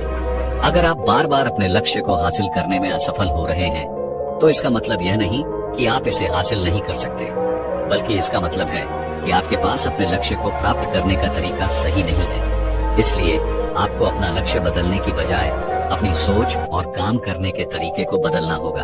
अगर आप ऐसा करेंगे, तो आप धीरे धीरे सीखना भी शुरू करेंगे। आप अपनी गलतियों को समझने लगेंगे और उन्हें सुधारते हुए अपनी मंजिल तक जरूर पहुंचेंगे। इसीलिए आपको अपनी असफलताओं से कभी भी डरना नहीं चाहिए। अगर आप कुछ बड़ा हासिल करना चाहते हैं, तो आपको अंदर से बहुत मजबूत होना होगा, क्योंकि चाहे आप कुछ भी क्यों न करें, लोग अक्सर आपकी बातों से आपको कमजोर करने की कोशिश करेंगे। वे आपकी हिम्मत और हौसले को तोड़ने का हर मुमकिन प्रयास करेंगे। अगर आपने खुद से ज्यादा उनकी बातों पर विश्वास कर लिया, तो यकीन मानिए, आप कभी भी अपने जीवन में कोई भी लक्ष्य हासिल नहीं कर पाएंगे, क्योंकि हमारा डर हमारी सभी आशाओं को नष्ट कर देता है और आपके सभी विचार केवल आपके डर तक ही सीमित रह जाएंगे। इस प्रकार डर डर कर अंततः आप खुद को शारीरिक और मानसिक रूप से भी बीमार बना लेंगे। और जब आपको इसका एहसास होगा, तो आप समझ पाएंगे कि आपने अपने झूठे डर के कारण कितनी बड़ी गलती की है। लेकिन जिस स्थिति में आप पहुंच चुके हैं, वहां से बाहर निकलना आपके लिए बहुत मुश्किल हो जाएगा। इसीलिए सबसे पहले एक लक्ष्य बनाएं, एक स्पष्ट लक्ष्य तय करें, ताकि आपके विचार उस पर केंद्रित हो सके। फिर यदि आप बार बार असफल होते हैं, तो भी घबराएं नहीं, क्योंकि यह सफलता पाने की प्रक्रिया का हिस्सा है। खुद पर पूरा विश्वास रखें कि आप एक दिन निश्चित रूप से सफल होंगे। एक दिन आप अपने लक्ष्य को जरूर प्राप्त करेंगे। अब यहाँ एक और सवाल उठता है, मन की शांति और हमारे विचारों के बीच क्या संबंध है? मन की शांति एक ऐसा खजाना है जिसे दुनिया का सबसे अमीर व्यक्ति भी हासिल नहीं कर सकता, और जिसने यह खजाना प्राप्त किया, वह दुनिया के सबसे भाग्यशाली व्यक्तियों में से है। वह व्यक्ति भीड़ में अलग दिखाई देता है। यह सुनना बहुत आसान लगता है, लेकिन इसे प्राप्त करना उतना आसान नहीं है। मन की शांति केवल लंबे समय तक आत्मनियंत्रण के माध्यम से प्राप्त की जा सकती है। जब कोई व्यक्ति खुद को समझता है, तो वह दुनिया में प्यार और शांति के अंतर को भी समझने लगता है, और इस समझ के साथ नफरत, डर और घृणा जैसी भावनाएं उसके मन से धीरे धीरे खत्म होने लगती है। इस निरंतर अभ्यास से उस व्यक्ति को सच्ची मन की शांति मिल जाती है, और यही हर इंसान का अंतिम लक्ष्य होना चाहिए। एक शांत व्यक्ति, चाहे वह किसी भी कठिन स्थिति में हो, खुद पर नियंत्रण रखता है और अपने मन को शांत रखता है। उसके पास जितनी मानसिक शक्ति होती है, उतनी किसी और के पास नहीं होती। शांत व्यक्ति का मतलब ये है कि उसका मन पूर्ण रूप से शांत है, क्योंकि जैसे ही आपका मन शांत हो जाता है, आपके सभी विचार भी शांत हो जाते हैं और आप अच्छा महसूस करने लगते हैं। आपको इस बात का एहसास होने लगता है कि आपका मस्तिष्क कितना शक्तिशाली है और वह किसी भी कार्य को आसानी से कर सकता है। तब आपके लिए मुश्किल से मुश्किल कार्य भी आसान हो जाता है। आप जहाँ भी होंगे और जैसी भी परिस्थितियां होंगी, आप उस स्थिति को खुशी खुशी स्वीकार कर पाएंगे। ये सब शुरू होता है आपके विचारों से।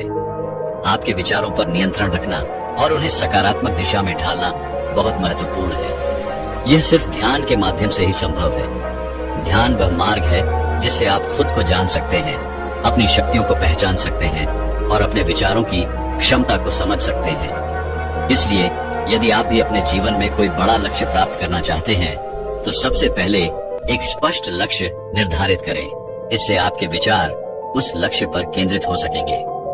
इस निरंतर अभ्यास से आप अपने विचारों पर नियंत्रण करना सीख जाएंगे। जब आपका ध्यान पूरी तरह से अपने लक्ष्य पर होगा, तो आप किसी भी कठिनाई का सामना बड़ी सहजता से कर पाएंगे और किसी भी बड़े लक्ष्य को प्राप्त कर सकेंगे।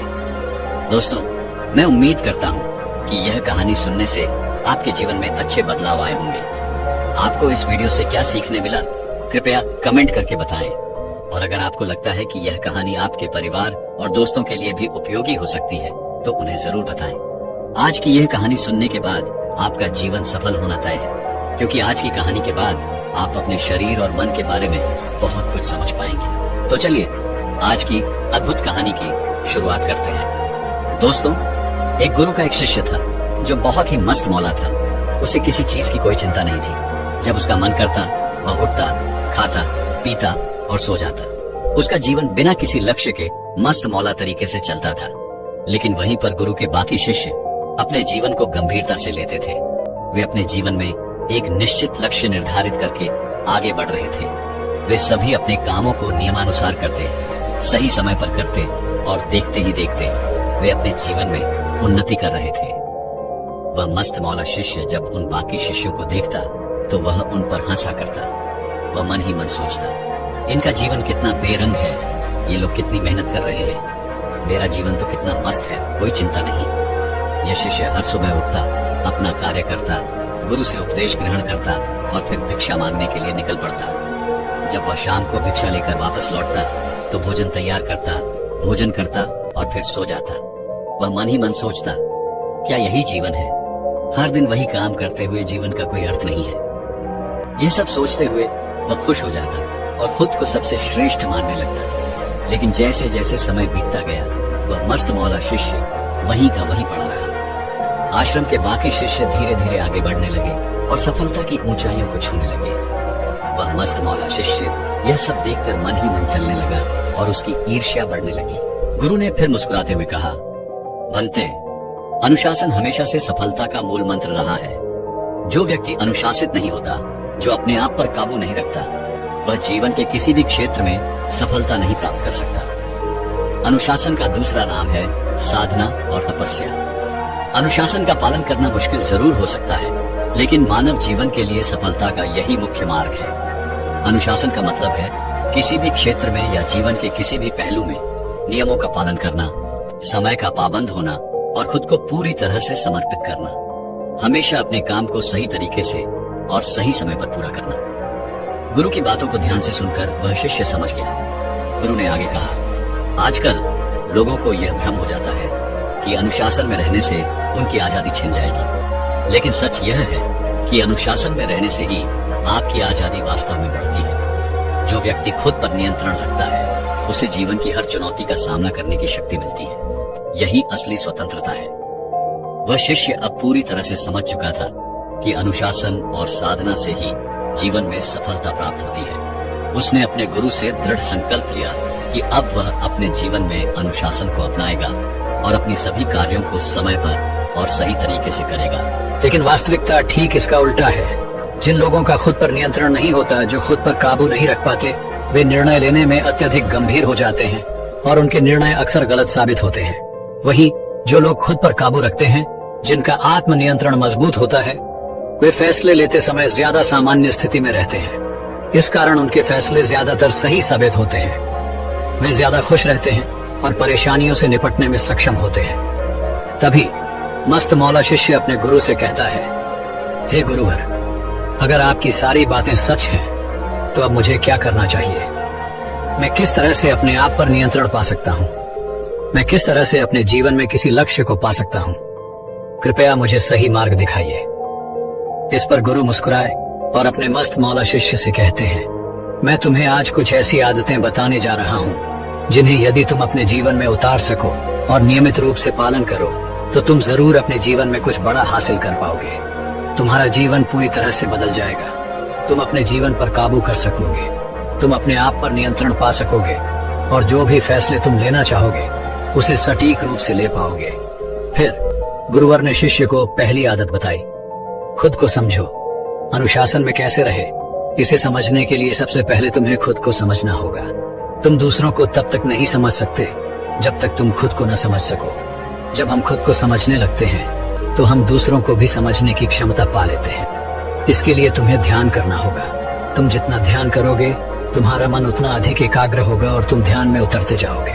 फिर कुछ समय बाद तुम्हारा मन खाली होने लगेगा और उस खालीपन में तुम खुद को समझ सकोगे। तुम अपने भीतर झांक पाओगे और अपने वास्तविक स्वभाव को जान पाओगे। गुरु ने आगे कहा, इन सभी के अलावा तुम कुछ वक्त अपने साथ भी बिता सकते हो। तुम योग कर सकते हो, विचार कर सकते हो और अपने आप से बातें कर सकते हो। अपने आप के अंदर झांक कर देखो कि तुम्हारे अंदर क्या अच्छाइयां हैं, क्या कमजोरियां हैं और कहां तुम खुद को सुधार सकते हो। गुरु की बातें सुनकर मस्त मौला शिष्य को एहसास हुआ कि वह अब अपने जीवन में कुछ सार्थक बदलाव ला सकता है। उसने ठान लिया कि वह इन आदतों को अपनी जिंदगी में उतारेगा और खुद को सुधारने की दिशा में कदम बढ़ाएगा। गुरु ने मस्त मौला शिष्य से कहा, और क्या बुराइयां हैं तुम्हारे अंदर? तुम्हें क्या पसंद है और क्या नापसंद है? जब तुम अपने बारे में पूरी तरह से जान पाओगे तो तुम्हें पता चलेगा कि तुम्हारे अंदर क्या कमियां हैं। फिर तुम उन कमियों पर काम कर सकोगे, उन्हें सुधार सकोगे और हर दिन खुद को बेहतर बना सकोगे। गुरु ने आगे कहा, स्वस्थ खाना खाना और खुद को अनुशासित करना सिर्फ काम करने तक सीमित नहीं है। इसका मतलब है कि तुम्हें अपनी आहार पर भी ध्यान देना होगा। तुम्हें अच्छा खाना खाना चाहिए, क्योंकि जैसे जैसे दिन गुजरते जाते हैं हमारे शरीर की ऊर्जा कम होती जाती है। इसीलिए हमें अपने खाने का विशेष ध्यान रखना चाहिए और अच्छी आदतें अपनानी चाहिए। अगर तुम स्वस्थ खाना खाओगे तो तुम्हारे अंदर सही ऊर्जा उत्पन्न होगी। इसके बाद तुम दिन भर ध्यान केंद्रित कर पाओगे और लंबा समय तक अनुशासित रह पाओगे। गुरु ने उदाहरण दिया, तुमने देखा होगा कि तुम्हारे आसपास कई लोग होते हैं जिनका वजन दिन प्रतिदिन बढ़ता जा रहा है। वे कई बीमारियों के शिकार हो चुके हैं और डॉक्टरों ने भी उन्हें मना किया है कि वे कुछ विशेष चीजें न खाएं, लेकिन वे अपनी आदतों को बदल नहीं पाते क्योंकि वे उन खाद्य पदार्थों के आदी हो चुके होते हैं। वे केवल स्वाद के लिए खाते हैं। इसलिए अगर तुम अनुशासित बनना चाहते हो तो सबसे पहले अपने खाने पर नियंत्रण रखना बहुत जरूरी है। केवल उन्हीं चीजों का सेवन करो जो तुम्हारे स्वास्थ्य के लिए फायदेमंद हो।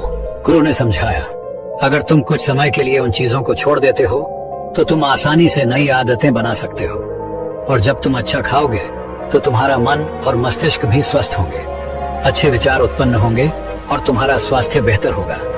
इस सब का असर तुम्हारे कामों पर भी पड़ेगा और तुम अपने कार्यों को सही तरीके से अंजाम दे पाओगे। फिर गुरु ने कहा, लेकिन तुम्हें यह भी समझना होगा कि तुम्हें सिर्फ शरीर के लिए ही सही आहार नहीं चाहिए, बल्कि तुम्हारे मन और मस्तिष्क को भी स्वस्थ आहार चाहिए। जैसे हम अपनी आंखों से हर दिन कई ऐसी चीजें देखते हैं जो हमारे शरीर और मन पर नकारात्मक असर डालती हैं, वैसे ही हम उन चीजों से खुद को बचाना चाहिए। इन चीजों से हमारे जीवन में कोई लाभ नहीं है। गुरु ने आगे कहा, इसके बजाय तुम्हें अपनी आंखों, अपने मन और मस्तिष्क को ऐसे आहार से भरना चाहिए जो तुम्हें ऊर्जा और सकारात्मकता दे। जैसे यदि तुम्हारे जीवन में कोई लक्ष्य है तो उस लक्ष्य से जुड़ी हर जानकारी इकट्ठा करो। अपने लक्ष्य तक पहुंचने के लिए तुम्हें किन किन चीजों की जरूरत पड़ेगी, उन चीजों की जानकारी प्राप्त करो। उन जानकारों से मिलो जो तुम्हारे लक्ष्य से जुड़े हुए हैं। अपने लक्ष्य पर नियमित रूप से काम करो और नए नए लोगों से मिलो। गुरु की बातों ने मस्त मौला शिष्य को नया दृष्टिकोण दिया। उसने ठान लिया कि अब वह अपनी आदतें बदलकर अनुशासन से जिएगा, सही आहार लेगा और अपने लक्ष्य की दिशा में काम करेगा। गुरु ने मस्त मौला शिष्य से कहा, यह जरूरी है कि तुम केवल अपने शरीर को ही स्वस्थ भोजन न दो, बल्कि अपने मन, मस्तिष्क और आंखों को भी स्वस्थ आहार दो। अगर तुम केवल मजे के लिए चीजें देख, सुन और समझते रहोगे तो इससे तुम्हारा ध्यान भी भटक जाएगा और समय भी नष्ट होगा। इसका कोई लाभ नहीं होगा। इसलिए अपने शरीर को स्वस्थ भोजन देने के साथ साथ अपने मन, मस्तिष्क और आंखों को भी स्वस्थ और सकारात्मक विचारों का आहार देना चाहिए। फिर गुरु ने आगे कहा, अब शरीर के अनुशासन के साथ साथ नियमित रूप से व्यायाम भी बहुत जरूरी है। तुमने देखा होगा कि हमारा मस्तिष्क हमारे नियंत्रण में नहीं रहता। यह जो चाहे सोचता रहता है, यहाँ वहाँ भागता रहता है। एक विचार से दूसरे विचार, दूसरे से तीसरे और फिर तीसरे से चौथे विचार में यह डूबा रहता है। इस पर हमारा कोई नियंत्रण नहीं होता। लेकिन तुम्हें जानकर खुशी होगी कि हमारा मन और मस्तिष्क हमारे शरीर से जुड़े हुए हैं। अगर तुम चाहो तो इन पर भी नियंत्रण पा सकते हो। अपने शरीर पर नियंत्रण रखना हमारे हाथ में है। इसलिए नियमित रूप से व्यायाम, योग और ध्यान करो। इससे तुम्हारा मन और मस्तिष्क भी नियंत्रित होगा और फिर तुम देखोगे कि जैसे तुम चाहोगे तुम्हारा शरीर, मन और मस्तिष्क उसी तरह से सोचेगा और तुम्हारे लिए काम करेगा। गुरु ने फिर कहा, इसके बाद तुम्हें एक और चीज पर ध्यान देना चाहिए, वह है सही नींद। आजकल तुमने देखा होगा कि कई लोग रात में देर तक स्मार्टफोन चलाते हैं, जिससे उनकी नींद बहुत देर से खुलती है। यह हमारे शरीर के लिए बहुत हानिकारक है, क्योंकि इससे हमारी दिनचर्या बिगड़ जाती है और हमारा मस्तिष्क सही ढंग से काम नहीं करता। नींद की कमी से शरीर पर भी बुरा असर पड़ता है। तुमने महसूस किया होगा कि जब तुम देर से सोते हो तो सुबह उठने के बाद तुम्हें सिर में दर्द होता है या पेट दर्द और वजन बढ़ने की समस्याएं होती हैं। इसलिए अनुशासन में रहने के लिए तुम्हें सोने का समय तय करना चाहिए। सही समय पर सो और सही समय पर उठो, ताकि तुम्हारी नींद पूरी हो और तुम पूरे दिन स्फूर्ति और ऊर्जा से भरे रहो। गुरु ने आगे कहा, अब अपनी दिनचर्या का पालन करना भी बहुत जरूरी है। जब हम अपने दिनचर्या का पालन करते हैं तो मुश्किल से मुश्किल कार्य भी आसान हो जाते हैं। तुमने देखा होगा कि हम कभी किसी काम को करने से पहले सोचते हैं कि आज हमारा मन नहीं कर रहा। अगर तुम उस काम को अपने मन पर छोड़ दोगे तो वह कभी पूरा नहीं होगा। लेकिन अगर तुम नियमित तौर पर उस काम को करते रहोगे तो तुम उसे पूरा कर पाओगे।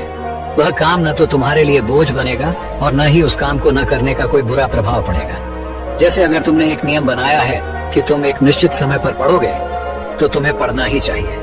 इससे तुम्हारा हर कार्य समय पर पूरा होता है और तुम्हारा मन भी उस कार्य में लग जाता है। गुरु ने कहा, अब तुम यह समझ गए हो कि आत्मनियंत्रण और दिनचर्या के बिना किसी काम में सफलता नहीं मिल सकती। इसलिए आज से ही तुम अपने दिन के हर एक कार्य के लिए एक ठोस दिनचर्या बनाना शुरू करो। इससे तुम्हारा जीवन अनुशासित हो सकेगा और तुम्हें अपने कार्यों को सही समय पर पूरा करने में मदद मिलेगी। गुरु ने मस्त मौला शिष्य से कहा, और उस कार्य को समय पर पूरा करने का हर मुमकिन प्रयास करो। चाहे तुम्हारा मन कर रहा हो या ना कर रहा हो, तुम्हें उस कार्य को समय पर पूरा करना ही है। अगर तुम अपनी दिनचर्या का पालन नहीं करोगे तो तुम अपने जीवन में कभी सफल नहीं हो पाओगे। इसलिए दिनचर्या का पालन और अनुशासन अत्यंत आवश्यक है। गुरु ने समझाया, मान लो कि आज तुम में से कई लोग इस वीडियो को देखने के बाद खुश हो जाते हैं और अपनी दिनचर्या बना भी लेते हैं। तुम 1, 2 या 3 दिन उस दिनचर्या का पालन करते हो, लेकिन फिर अगले दिन तुम उसे छोड़ देते हो। अगर तुम ऐसा करते हो तो तुम्हारे जीवन में कोई बड़ा बदलाव नहीं आने वाला। मेरी एक बात हमेशा याद रखना, बुरी आदतें बहुत आसान होती हैं, जो हमें पीछे की ओर खींचती हैं। वे हमें कुछ समय के लिए सुख और आनंद देती हैं, लेकिन वह सुख और आनंद सिर्फ थोड़े समय के लिए होते हैं। गुरु ने आगे कहा, अगर तुम अपनी दिनचर्या का लगातार पालन करते हो तो तुम आगे चलकर उससे कहीं ज्यादा सुख और आनंद प्राप्त करोगे। अच्छी आदतें अपनाने में समय लगता है और थोड़ी मुश्किलें भी आती हैं। तुमने सुना होगा कि जो रास्ता शुरू में कठिन होता है वह बाद में आसान हो जाता है। वहीं जो रास्ता शुरू में आसान लगता है वह बाद में कठिन हो सकता है।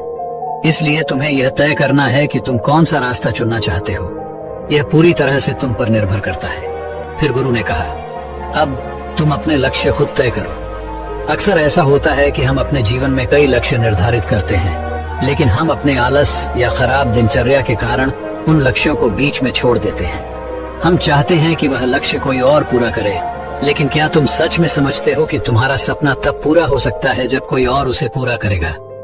क्या तुम्हें तब वही खुशी और आनंद मिलेगा? नहीं। गुरु ने मुस्कुराते हुए कहा, जब तुम अपने लक्ष्य के लिए खुद मेहनत करते हो, उसे पाने के लिए हर मुमकिन प्रयास करते हो और बीच में आने वाली रुकावटों को पार करते हो, तो जो मजा और आनंद तुम्हें मिलता है वही सबसे सच्चा आनंद है। यह तुम्हारी यात्रा का हिस्सा है और यह तुम्हारी सफलता को और भी मीठा बना देता है। गुरु की बातें सुनकर मस्त मौला शिष्य को यह एहसास हुआ कि असली सफलता और खुशी सिर्फ अपने द्वारा की गई मेहनत से ही मिलती है। उसने ठान लिया कि अब वह अपनी दिनचर्या को पूरी तरह से अपनाएगा और खुद के लक्ष्य को प्राप्त करने के लिए निरंतर मेहनत करेगा। गुरु ने मस्त मौला शिष्य से कहा, तुम हमेशा यह सोचते हो कि मंजिल तक पहुंचने का असली मजा तब आएगा, लेकिन असली मजा मंजिल तक पहुंचने में नहीं बल्कि उस रास्ते पर चलने में है। जब भी तुम्हें लगे कि मंजिल अभी बहुत दूर है तो खुद से 2 सवाल पूछो।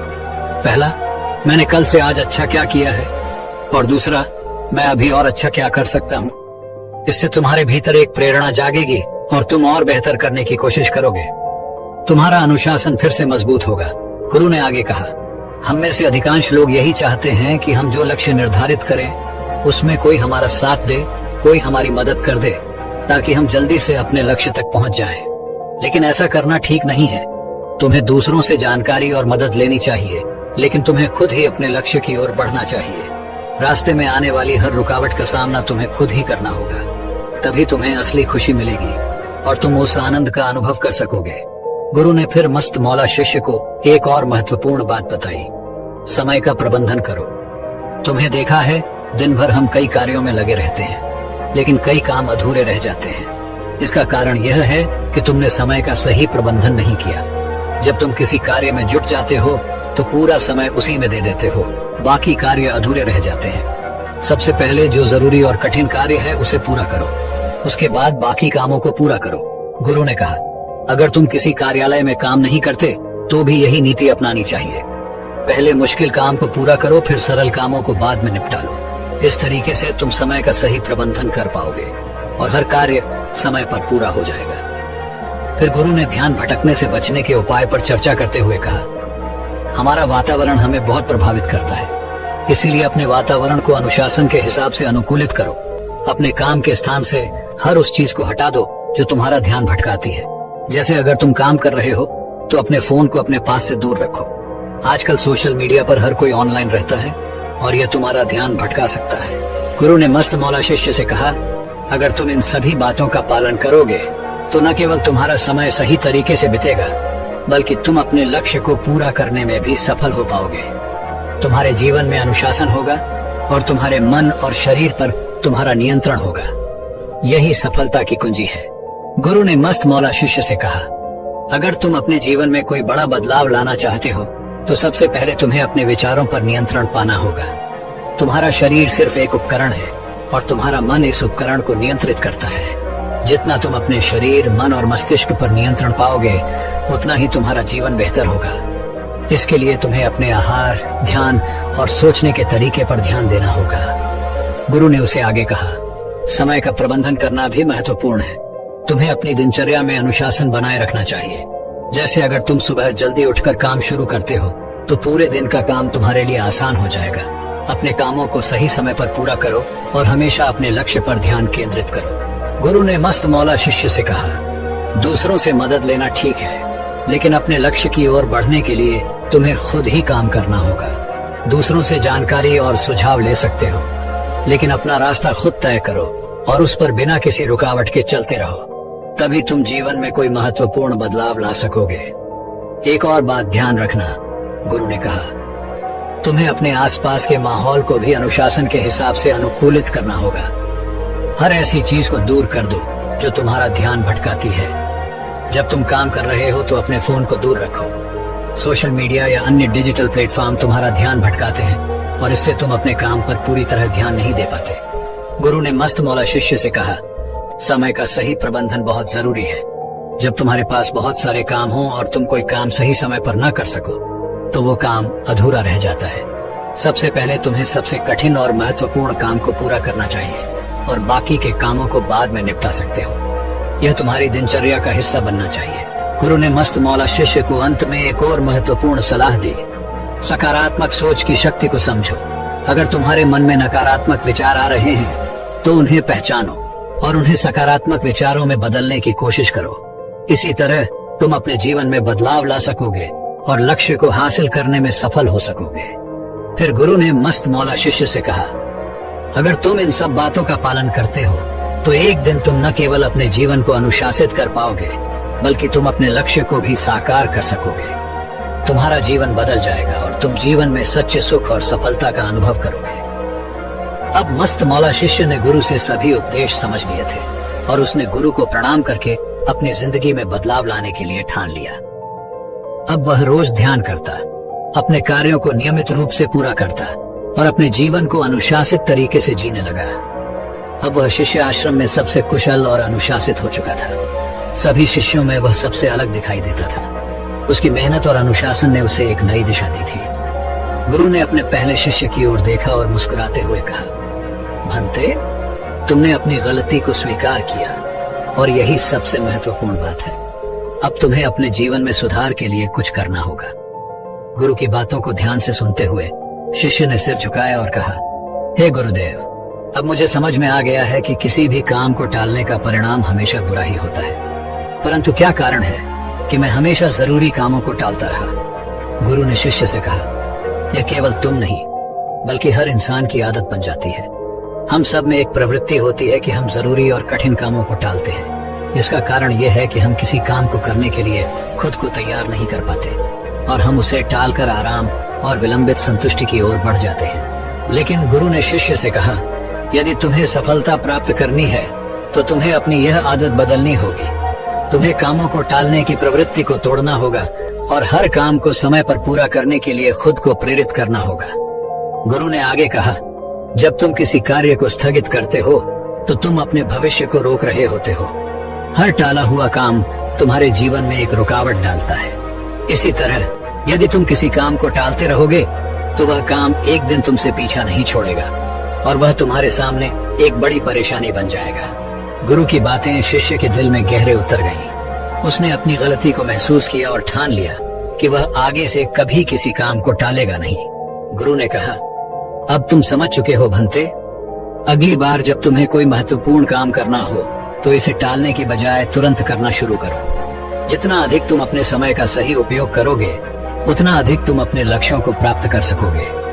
शिष्य ने गुरु से वादा किया कि वह अब अपने जीवन में अनुशासन और समय प्रबंधन को सबसे पहले प्राथमिकता देगा। उसने सीखा कि किसी भी काम को टालने से परिणाम हमेशा नकारात्मक होते हैं। जो कार्य सामने आता है उसे तुरंत और पूरी निष्ठा से करना चाहिए। गुरु और शिष्य ने इस महत्वपूर्ण शिक्षा के साथ अपने दिन की शुरुआत की। शिष्य ने अब खुद को पूरी तरह से अनुशासित कर लिया था और वह समझ चुका था कि उसकी सफलता केवल उसकी दिनचर्या और कामों को प्राथमिकता देने पर निर्भर करेगी। और जब तुम इस प्रश्न का सही उत्तर जान पाओगे तो यही तुम्हारी शिक्षा और तुम्हारा प्रायश्चित होगा। गुरु ने शिष्य से कहा। शिष्य गुरु के शब्दों पर गहरे से विचार करता रहा और पूरी रात सोने से पहले वह अपने मन में उन सवालों के बारे में सोचता रहा कि आखिर उसने इतना जरूरी काम क्यों टाल दिया। वह अपने भीतर की परेशानी का हल नहीं निकाल पा रहा था। धीरे धीरे रात की खामोशी में उसकी आंखों के सामने पिछले 10 दिनों की सारी घटनाएं घूमने लगी और वह यह नहीं समझ पा रहा था कि ऐसा क्यों हुआ, क्यों उसने स्वयं को अपनी जिम्मेदारी से दूर कर लिया। गुरु की शिक्षाओं ने शिष्य को न केवल अपनी गलती का एहसास कराया बल्कि उसे यह भी समझाया कि अपने मन और विचारों को नियंत्रित करना कितनी महत्वपूर्ण बात है। गुरु की बातों ने उसके जीवन को एक नई दिशा दी।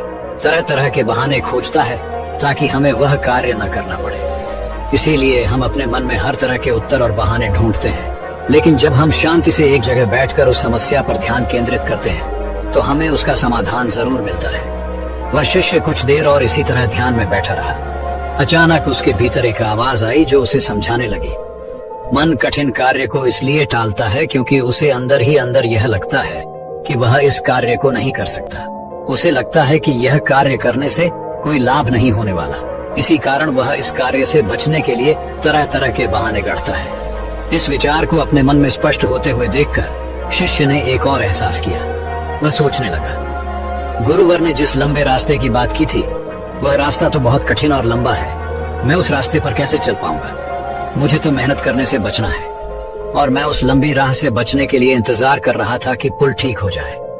शिष्य कुछ समय और शांत होकर बैठा रहा और फिर उसे यह एहसास हुआ कि जो रास्ता वह टाल रहा था वह दरअसल उसके डर का प्रतिबिंब था। वह पुल जिसे वह शॉर्टकट समझ रहा था दरअसल उसकी मानसिक स्थिति का परिणाम था। उसका डर उसे यह विश्वास दिलाता था कि छोटा रास्ता ही आसान होगा, लेकिन वास्तविकता में वह पुल उसके डर का ही प्रतीक था। शिष्य ने अंततः यह समझा कि काम टालने का कारण कहीं न कहीं उसका अपना डर था जो उसके मन में छिपा हुआ था। जैसे ही शिष्य ने इस सच को अपने मन में स्वीकार किया, उसने समझा कि कोई भी व्यक्ति अपने डर के कारण काम नहीं टालता, बल्कि वह खुद को आगे बढ़ने से रोकता है। वह खुद को नए रास्ते पर चलने से डरता है। अब शिष्य ने यह समझ लिया कि शॉर्टकट, जो रास्ता आसान लगता है वह दरअसल उसे अनुभव और बुद्धि के कारण ही मिल सकता है। अनुभव और बुद्धि वही पुल है जो हमें जीवन के कठिन रास्तों पर चलने में मदद करते हैं। उस शिष्य को यह एहसास हुआ कि उसे खुद पर और अपने अनुभव पर भरोसा करना होगा। उसने निर्णय लिया कि वह अब अपने डर से बाहर निकलेगा और जो भी कठिन काम सामने आएगा उसे समय रहते पूरा करेगा। यही रास्ता उसे सफलता की ओर ले जाएगा। इसके बाद शिष्य ने एक सवाल अपने आप से किया, यह डर जो मुझे पहले क्यों महसूस नहीं हुआ? उसकी अंतरात्मा ने उत्तर दिया, यह तो तब समझ में आता है जब मन शांत होता है। जब हमारा मन अशांत रहता है तो हम किसी भी निर्णय को सही तरीके से नहीं ले पाते। डर और परिस्थितियां हमें दबा देती हैं, लेकिन जब हमारा मन शांत होता है तब हम किसी भी कार्य को बिना डर के और पूरी स्पष्टता से कर सकते हैं। यह सुनकर शिष्य ने पूरी तरह से समझ लिया कि जब भी वह किसी कार्य को टालेगा उसका कारण सिर्फ उसका डर ही होगा और डर से बाहर निकलने के लिए उसे अपने मन को शांत रखना होगा। तो हम कभी भी मन को शांत नहीं रख पाते और यही कारण है कि हम उन परिस्थितियों के सामने हार मान लेते हैं। हम अपने डर को अपने ऊपर हावी होने देते हैं और यही कारण है कि हम काम को टालते जाते हैं, डर का असली कारण पहचान नहीं पाते। तभी उस शिष्य ने खुद से कहा, अगर मैं उस डर का कारण समझ पाता तो मैं निश्चित रूप से उस दूसरे शिष्य के साथ जाता या किसी और को लेकर चावल की खरीदारी के लिए जरूर जाता, लेकिन इस कार्य को कभी नहीं टालता। इतना समझने के बाद वह शिष्य गुरु के पास पहुंचा और कहा, हे गुरुवर, 2 दिनों तक शांत रहने के बाद मुझे इस प्रश्न का उत्तर मिल गया है कि आखिर मेरे काम टालने के पीछे क्या कारण था। गुरु मुस्कुराए और बोले, तो तुमने क्या जाना?